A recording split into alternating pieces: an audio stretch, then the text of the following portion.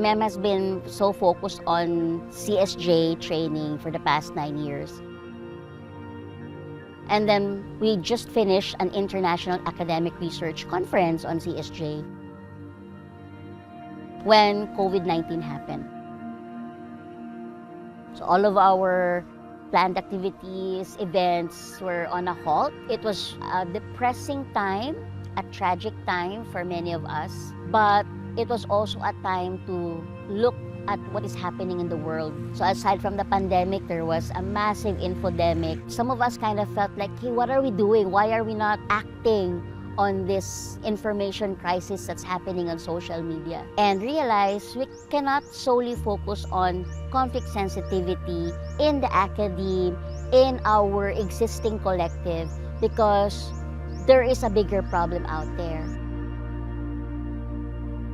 Then, pagbalik, there was a sort of a revival. We revisited the Constitution and bylaws.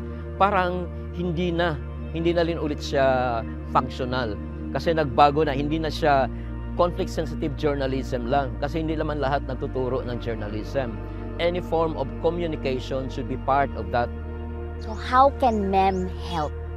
So that's the time when we had a very productive strategic planning in December 2022. And by January 2023, we opened membership to all the media and communication teachers in Mindanao and even outsiders. No? Kasi gusto namin maka-reach out dun sa mga ibang tao who have a different perception about Mindanao too.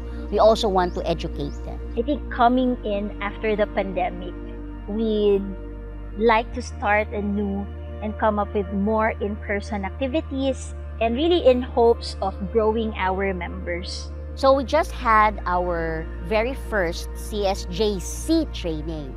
How is this different from the CSJ training that we have? Well, the C means communication. My motivation in joining this seminar workshop on CSJC is basically I want to mold students that are conflict-sensitive journalists, and I want to contribute to peace.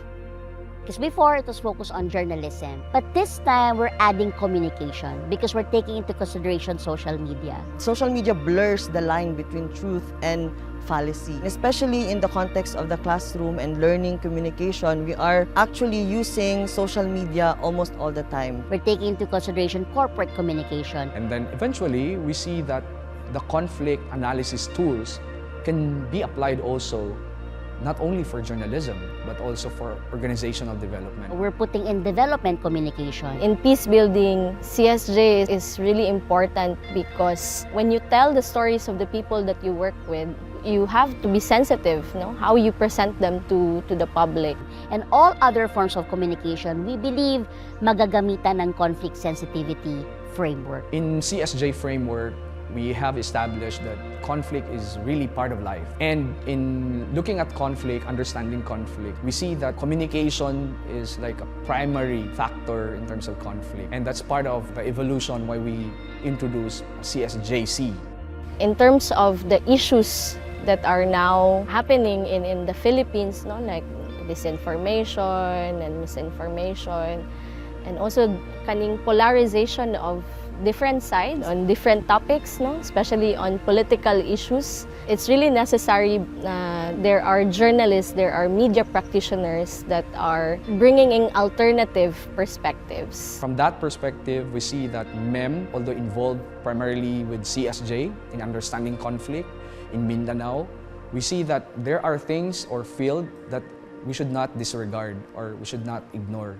Typically, okay, when you're a teacher from Davao, we've had years of being in a political climate where you do not question the authority. But when I started to understand how conflict is supported by systems, by dynasties, and it does not sit well with the new values that I have developed through CSJ, it really became an eye-opener. But that does not happen to all teachers right away.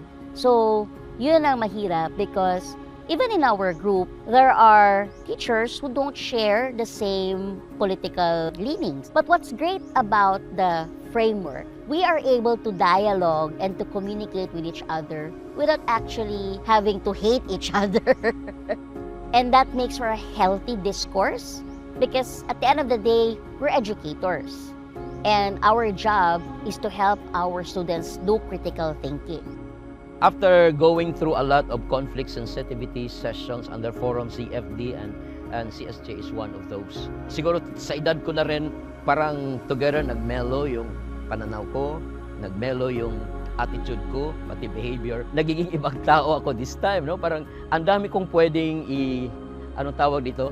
Ma-compromise na mga bagay-bagay na hindi ko ginagawa noon. Isang bagay lang hindi ko pwedeng i-compromise, yung quality ng output. Other things, yung mga submission, marinig ko lang na as long as ano naman siya, yung reasonable, mas nakikinig ako this time. No? Mas sensitive ako sa pangangailangan nila. There are many organizations already doing this advocacy, but we were in a very strategic position being in Mindanao because there's a big gap in Mindanao. Ang daming teachers dito, ang daming hindi trained. So, MEM found that opportunity to provide those trainings, media literacy, film literacy, fact-checking, lahat yan. Last Mindanao Week of Peace, we brought in 2 films from the collection of the long reach of short films produced by Forum CFE. So these films were Under the Canopy of Light by Teng Mangansakan and Panikupan by Bagani Feola. These short films elicited actually very remarkable emotions from the audience. Through the films that I've been shown, I can see that there can be change, there can be hope. So given the framework itself, it has given me a different approach on how I call myself to action. It gives a more sensitive narration of how Muslims or Moros, indigenous people and Christians live in harmony. Because that's something that hasn't been the narrative for years. MEM was formed, it became an organized network. We are now teaching the 4th batch of teachers on CSJ. You can really see that so many milestones have been reached.